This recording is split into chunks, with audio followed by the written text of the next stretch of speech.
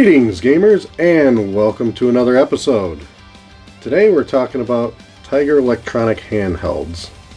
I was doing some spring cleaning, I came across a box, and I found my remaining collection of Tiger Electronic games. The reason I stress remaining is, as I went through all the ones that I came across, I noticed I actually was missing a few that I recall having and playing fondly back in the past. So I did write those down for me quickly, but I figured, hey, we might as well revisit and take a look at what I had and what I still got going on with them. So, without further ado, let's take a look at my very first Tiger Electronic game I still have.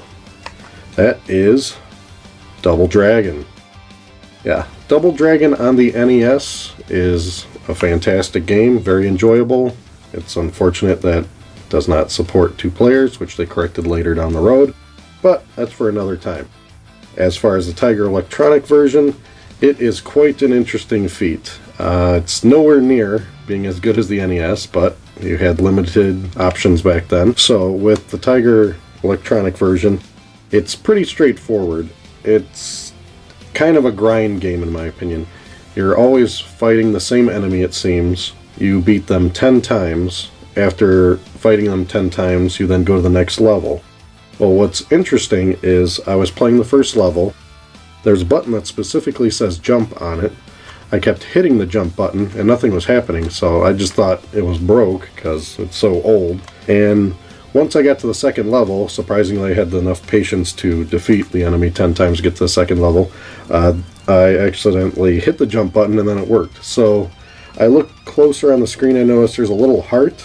So just like the NES version, once you get experience, you enable more moves. But I think it's kind of odd that jump is a move that's enabled. But I digress. Anyway, I just got to the second level, played it a little bit longer. I was able to jump. I wasn't able to jump kick, so maybe that's the third level, I'm guessing. And it's an okay game for what it is. They just add more enemies as you play. In the second level, some guy was throwing dynamite at me, so I had to dodge that and then still fight the same guy from the first level. And if I remember correctly, I got a few levels farther in the past, and I think they just keep tacking on other obstacles as you're trying to fight the same guy you've been fighting since the beginning of the game. But regardless, considering what it's on, it's still doable. I had a little bit of an enjoyment, more nostalgia than actual genuine enjoyment.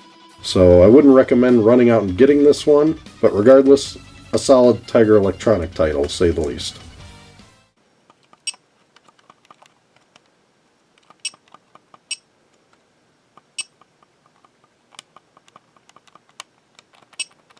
Next, we have another NES port Tiger Electronics like to ride the wave on, and rightfully so, Mega Man 2. All that popularity, I guess everybody wanted to cash in on that one back in the day. This was actually the first time I ever played Mega Man 2, was on a Tiger Electronic, because when it came to the NES, I actually played Mega Man 3 before Mega Man 2, which is a whole nother story in itself. But before I get sidetracked, let's take a look at this game. On this one, you have the robot bosses. You do gain abilities. It does kind of actually feel like a game. You run through levels, you have to dodge by jumping or grabbing onto a wall. On further levels, there's more platforms you can jump on. My frustration is I had a hard time actually hitting enemies with the gun and shooting, so it seemed easier for me to just dodge them. So I remember just dodging the enemies, saving all my ammo for the boss, and then pretty much unloading all my ammo on the boss. You do gain the other abilities that you can switch through, I remember. I never beat this one, but I got really close. I want to say I've gotten to Wily a few times, but I never did defeat him. But I gotta say, this was pretty impressive considering what they had to work with and how Mega Man 2 even works. But hey, for Tiger Electronic, this is another pretty solid title once again. I wouldn't run out and get it, but hey, if you get a chance to play it, it's worthwhile considering what it is.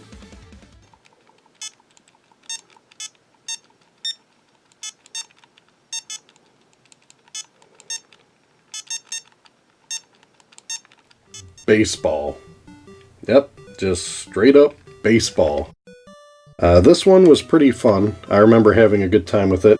Unfortunately, when I was recording for this video, baseball was not working for me. It would start up, it would never actually officially start. I don't know if I wasn't hitting the right button combinations. So I'm just going off the memory on this one because I did not have the patience or time to get baseball rolling for you guys.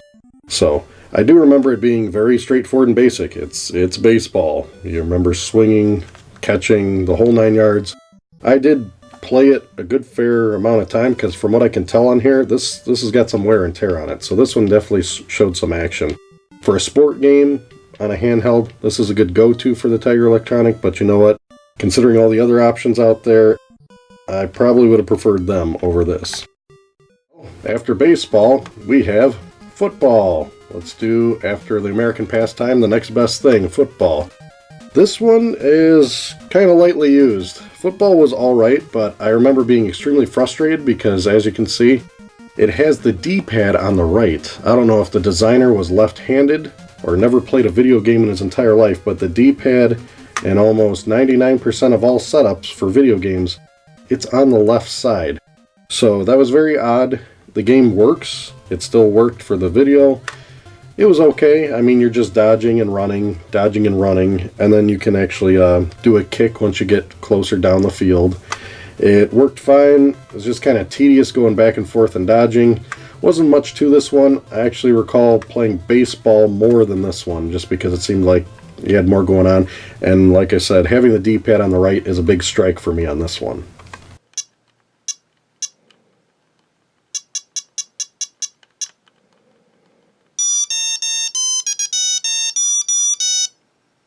Alright, for my next one, it's not a Tiger Electronic, but it is in the same realm. The Simpsons by Acclaim.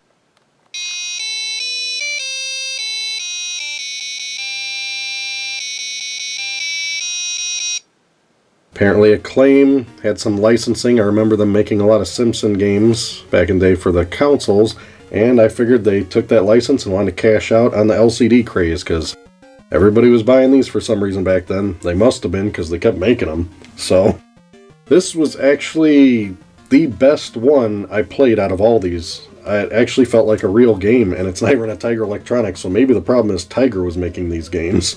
Because, as you can see in the video here, it has a nice D-pad on the left setup, and then a simple action button. It's a big red button. So all you do in this game is you have to catch cupcakes, which seems pretty simple and boring, but it gets pretty action-packed quick. Maggie's throwing cupcakes, you have to catch them on your tray. You can only hold so many on your tray, and once you hit the maximum amount, if you don't cash them into Marge, who pops in randomly to take the cupcakes from you, then the whole tray will fall.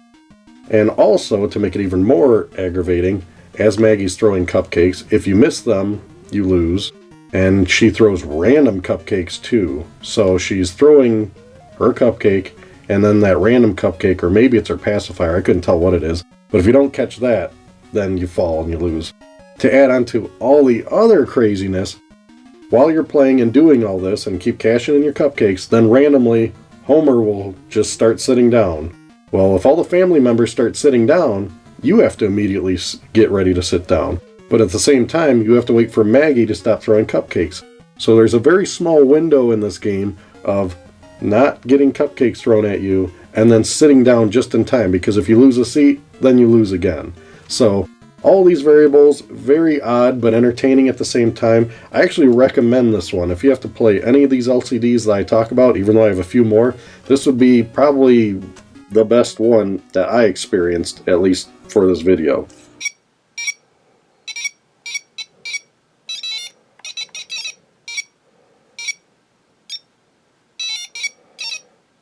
Alright, the last one that I actually still own, and I think this is the latest one, and that's why it's in fairly good condition. It says good old 1992 Capcom Street Fighter II.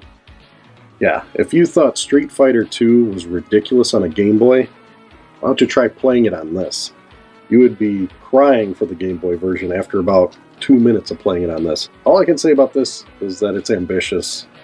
I am kind of confused and surprised that they made this, but I get it. It's a popular series, let's make it in every format we can, and let's sell, sell, sell. And that's exactly what Tiger Electronics did. You can actually switch through the players, which is interesting. Depending on which player you choose, you're going to be dedicated to the left or right side of the screen. So you know what, if I want to play as Zangief, I'm stuck on the right. But if I want to play as, Ryu or Guile, then I'm on the left side. So I just chose one on the left because I'm used to playing from the left side in these types of games in most situations. And it was a button mashing mess. I mean, there's a button for a special move and a punch and all these things, and I couldn't execute anything fancy. Actually, I got so bored and tired of trying to just defeat the first player, because every time I hit him, you had to hit him 2 or 3 times before 1 bar of health would go down, and it seemed like there was like 10 or 12 bars of health they got. I was just worn out, and I was over it. So you know what? Not a good game. Maybe a conversation piece. And yeah, that's all I got to say about this one. Actually, I have a lot more to say about the ones that I don't still have. So let's get on to that list next.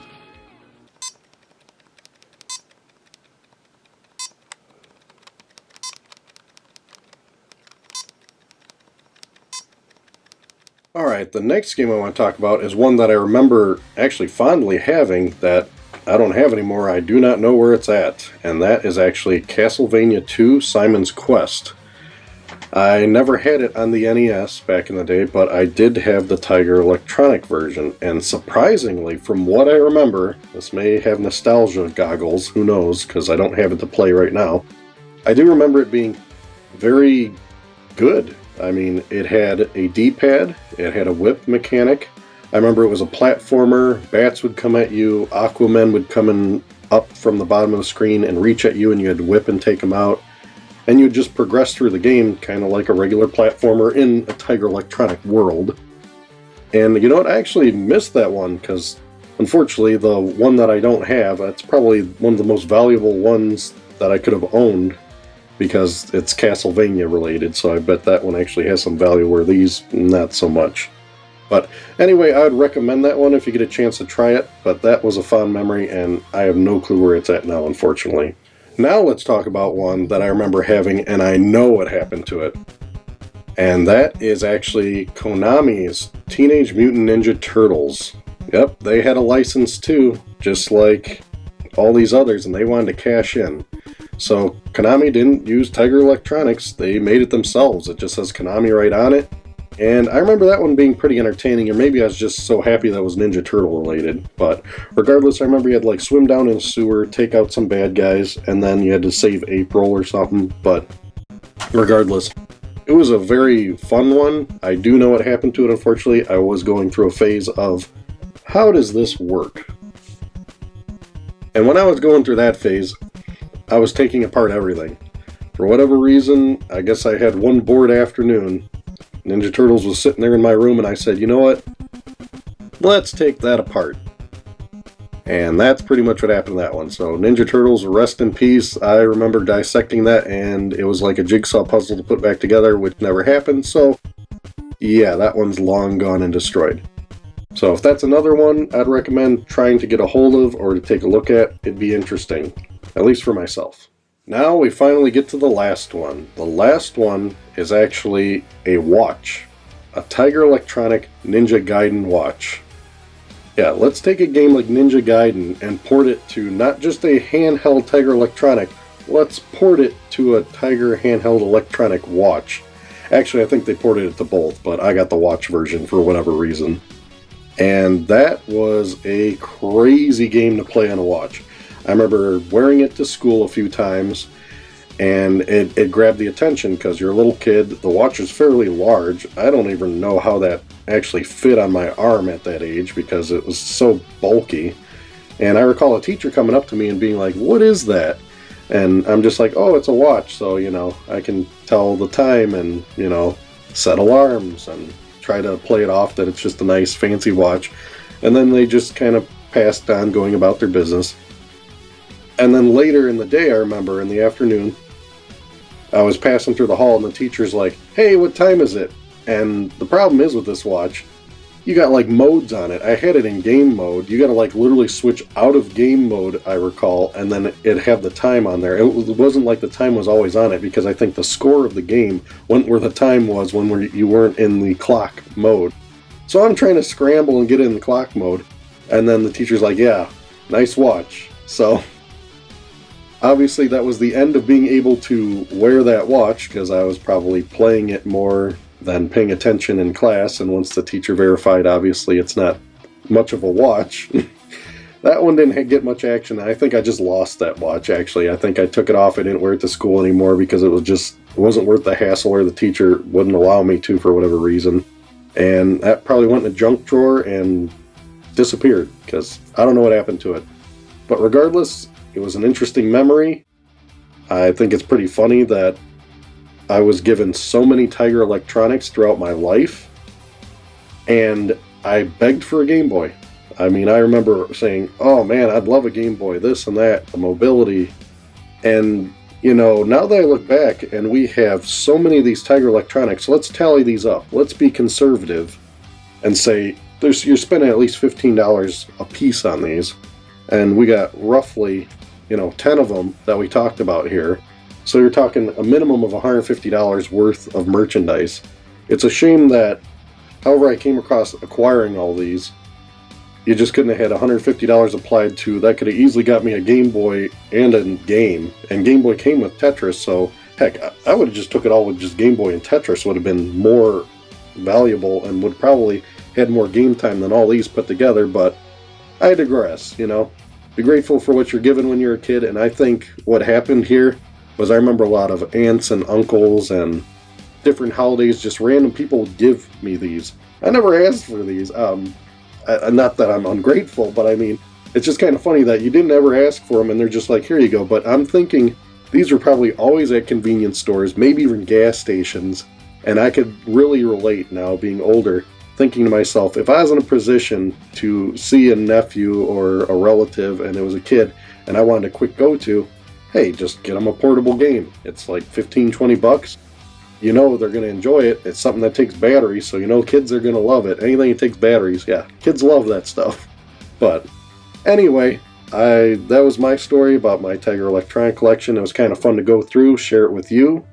Let me know if you guys have any of these like Tiger Electronic or LCD type games, if you still have them, what you did have, what you think of them now, what you thought of them then.